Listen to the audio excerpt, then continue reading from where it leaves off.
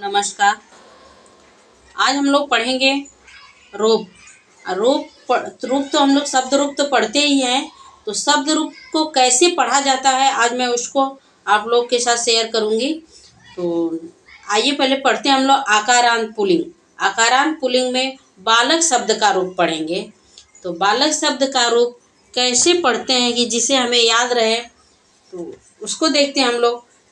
अब शब्द रूप में हमेशा एक वचन, द्विवचन और बहुवचन होते हैं। और इधर प्रथमा, द्वितीय, तृतीय, चतुर्थी, पंचमी, षष्ठी, सप्तमी और संबोधन तक होता है। तो हम लोग कैसे पढ़ते हैं, हम लोग बहुत दिन से ऐसे पढ़ते थे कि बालका, बालको, बालका, बालकम, बालको, बालकान, और हम लोग ऐसे पढ़ते हैं लेकिन फिर बाद में भूल जाते हैं। तो हम लोग ऐसे ट्रिक से पढ़ें कि जो हमें परीक्षाओं में याद रहे। तो सबसे पहले हम कैसे पढ़ेंगे, हम लोग सबसे पहले एक वचन के रूप एक साथ पढ़ेंगे और द्विवचन के रूप एक साथ पढ़ेंगे और बहुवचन के रूप एक साथ पढ़ेंगे। और ऐसे पढ़ने पे हमें रूप आसानी से याद भी हो जाएगा और हमें समझने में भी सरलता होगी। तो चलिए ये देखते हैं। प्रथमा विभक्ति में, द्वितीय विभक्ति में और तृतीय में, चतुर्थी में, पंचमी में, षष्ठी में, सप्तमी में और संबोधन में कैसे रूप बनता है उसको देखते हैं। एक वचन में सबसे पहले हम एक वचन पढ़ना स्टार्ट करेंगे। तो बालकः, प्रथमा में बनेगा बालकः, द्वितीय बनेगा बालकम और तृतीय में बनेगा बालकेन और चतुर्थी में बनेगा बालकार, पंचमी में बनेगा बालकार, वैकल्पिक रूप बनेगा बालकार और षष्ठी में बनेगा बालकस्य, सप्तमी में बनेगा बालके, संबोधन में बनेगा हे बालक, हे बालक। तो प्रथमा में क्या बनेगा, बालकः, बालकम, बालकेन, बालकाय, बालकार, बालकस्य, बालके, हे बालक। अर्थात प्रथमा में बालकः, द्वितीय में बालकम, तृतीय में बालकेन, चतुर्थी में बालकाय, पंचमी में बालकात या बालकात, लेकिन बालकात ही पूछा जाता है तो वैकल्पिक रूप है। जब वैकल्पिक रूप पूछा जाएगा तब हमें लिखना रहेगा, नहीं तो नहीं, हमें इसको याद करना है। तो पंचमी में क्या बनता है, बालकात, षष्ठी में बालकस्य, सप्तमी में बालके और संबोधन में हे बालक।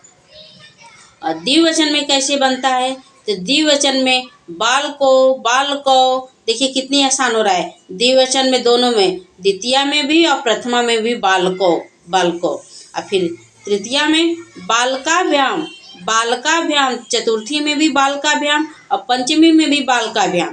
तो कितना आसान हो गया, हमें एक ही रूप याद करना पड़ेगा कि बालकाभ्याम तृतीया, चतुर्थी और पंचमी में बनता है।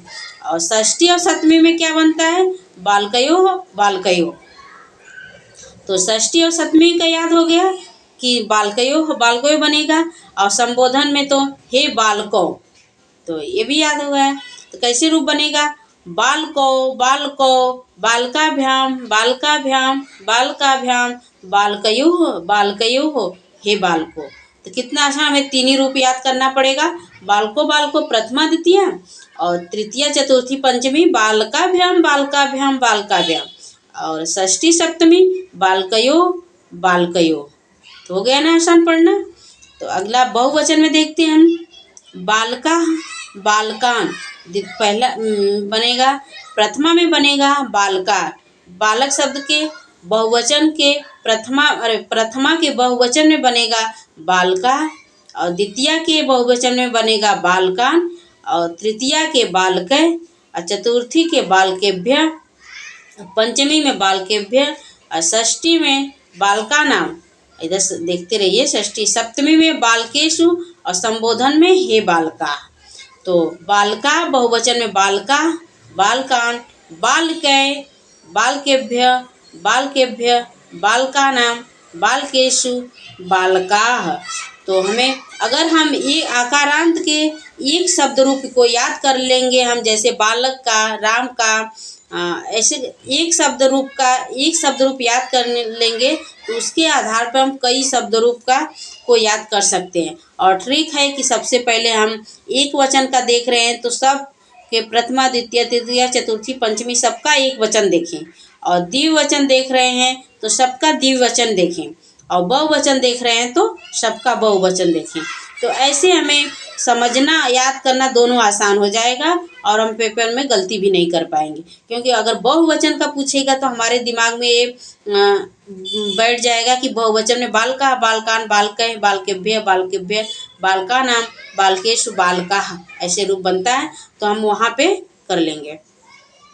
तो आइए, अगर आपको ऐसे अच्छा लग रहा है तो आप ऐसे भी पढ़ सकते हैं। बालकः, बालको, बालकाः, बालकं, बालको, बालकान्, बालकेन, बालकाभ्यां, बालकः, बालकाय, बालकाभ्यां, बालकेभ्यः, बालकात्, बालकाभ्यां, बालकेभ्यः, बालकस्य, बालकयोः, बालकानां, बालके, बालकयोः, बालकेषु, हे बालक, हे बालको, हे बालका। तो ऐसे राम का भी याद कर सकते हैं। तो आज बस बालक का रूप पढ़ेंगे और अगले दिन मैं एक साथ कई रूप को पढ़ना भी सिखाऊंगी। तब तक लिए आज के लिए इतना ही। नमः संस्कृत, जय हिंद दोस्तों। और आगे भी देख सकते हैं, बहुत सारे हैं रूप। तो आज हम लोग इतना ही पढ़ेंगे। चलिए, जय हिंद।